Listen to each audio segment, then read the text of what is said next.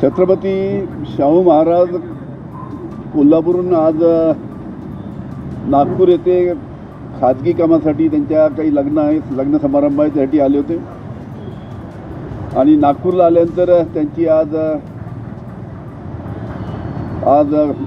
घरी त्यांना चहाला बोलावलं होतं. चहाच्या निमित्तानं ते आले, भेट झाली, अनेक विषयावर चर्चा झाली. त्यांचा ऑलरेडी तुम्ही छत्रपती महाराजांचा इंटरव्ह्यू आपण घेतलेलाच आहे.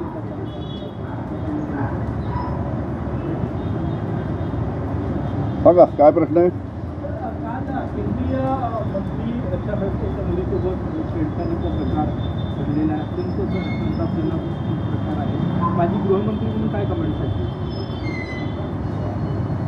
काल जी घटना केंद्रीय मंत्री रक्षाताई खडसे यांच्या कन्येच्या बाबतीत जी काही घटना झाली, ज्या पद्धतीनं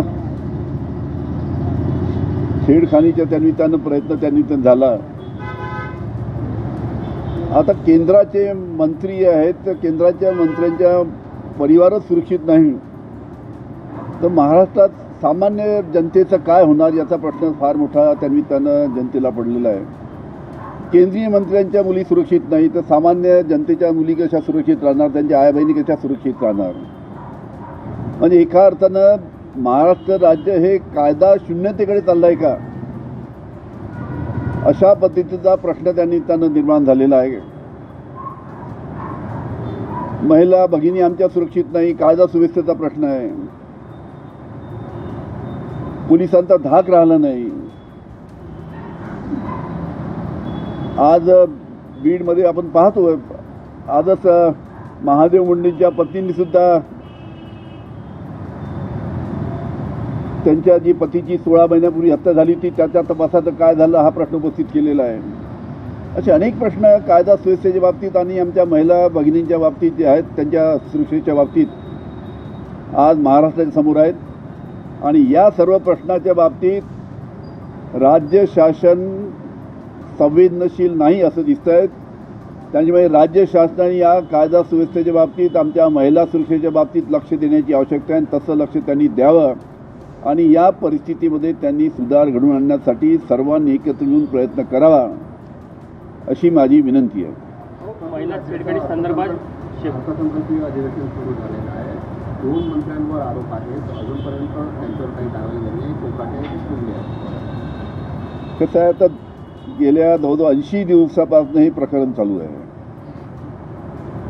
शेवटी निर्णय राज्य शासनाला घ्यायचा आहे. सगळे बोलून सगळा महाराष्ट्र थकला पण राज्य शासन काही निर्णय घ्यायला तयार नाही. आता कोकाटेच्या बाबतीत सुद्धा आपल्याला माहीत आहे की न्यायालयाने निर्णय दिल्यानंतर त्यानुसार कारवाई व्हायला पाहिजे होती. राहुल गांधीवर 24 तासाच्या आतामध्ये कारवाई होते. दुसरे आमच्या नागपूरचेच सुनील केदार यांच्यावर 24 तासाच्या आतमध्ये कारवाई होते. पण सरकारच्या मंत्र्याच्या विरुद्ध कारवाई होत नाही. काय चालू आहे काही समजत नाही. मला वाटत नाही की हे राजीनामा घेतील म्हणून. शक्ती कायद्याअंतर्गत काय सांगा? सरकारचं असं म्हणणं आहे की भारतीय न्याय संहितेच्या काही ज्या आहे नवीन त्या सेम कायदे होत आहेत दोन्ही, त्यामुळे कलम जे आहेत काही ते शक्ती कायद्यामध्ये मॅच होत नाही आहे. त्यामुळे संदर्भामध्ये मोठं पुन्हा फेरविचार करावा लागणार आहे आणि नव्यानं पुन्हा तयारी करावी लागणार आहे. ठीक आहे. मी जेव्हा महाराष्ट्राचा गृहमंत्री होतो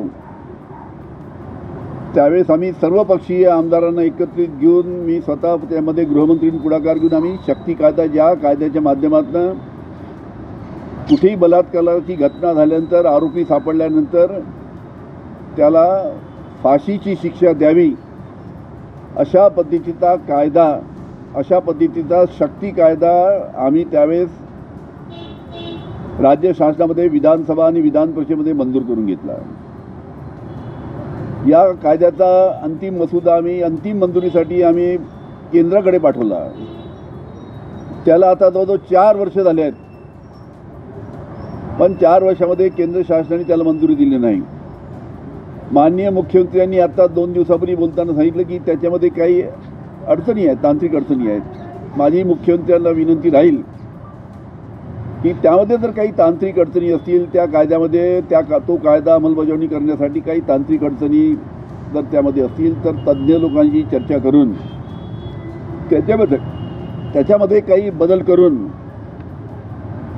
काही अडचण असल्यास, कायद्याची काही अडचण असल्यास त्याच्यामध्ये काही बदल करून लवकरात लवकर तो कायदा महाराष्ट्रामध्ये लागू करावा.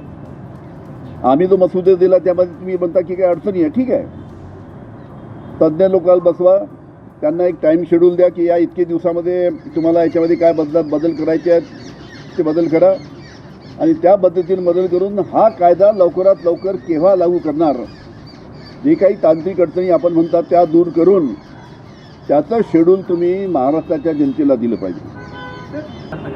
मला एक समजत नाही की प्रशांत कोरटकरच्या घराला सुरक्षा होती, तो घरामध्ये सुरक्षित असताना सुद्धा तिथून तो फरार झाला कसा, हा सर्वात महत्त्वाचा प्रश्न आहे. म्हणजे त्याला सुरक्षा देऊन त्याला फरार करण्यात आलं का सरकारच्या माध्यमातून, आणि प्रशांत कोरटकरला का एवढं सहकार्य सरकारकडून होतं आहे, याच्या मागचं कारण काय आहे. सरकारमधील अनेक लोकांचे त्याच्याशी काही संबंध आहे का, कारण की सोशल मीडियावर मोठ्या प्रमाणात प्रशांत कोरटकरचे आणि काही भारतीय जनता पार्टीच्या नेत्यांचे फोटो सर्क्युलेट होत आहेत. त्याचे अतिशय जवळचे संबंध भारतीय जनता पार्टीच्या नेत्यांशी होती, ही सर्व नागपूरकरांना माहीत आहे. म्हणून तर त्याला संरक्षण दिलं जात नाही. छत्रपती शिवाजी महाराज यांचा अवमान करणाऱ्या प्रशांत कोरटकरवर लवकरात लवकर कारवाई झाली पाहिजे. तो कुठे फरार असेल त्याला पकडून आणलं पाहिजे. अजून सापडला नाही माझ्या माहितीनुसार. कोणाच्याही किती जवळचा असला तरी छत्रपती शिवाजी महाराजांचा अवमान जर कोणी करत असेल तर त्याला महाराष्ट्र माफ करणार नाही. हे लक्षात ठेवून त्याच्यावर लवकरात लवकर त्याला पकडून कारवाई करायला पाहिजे. या विषयावर झाली. शाहू महाराज आले होते, छत्रपती शाहू महाराज आले होते आज.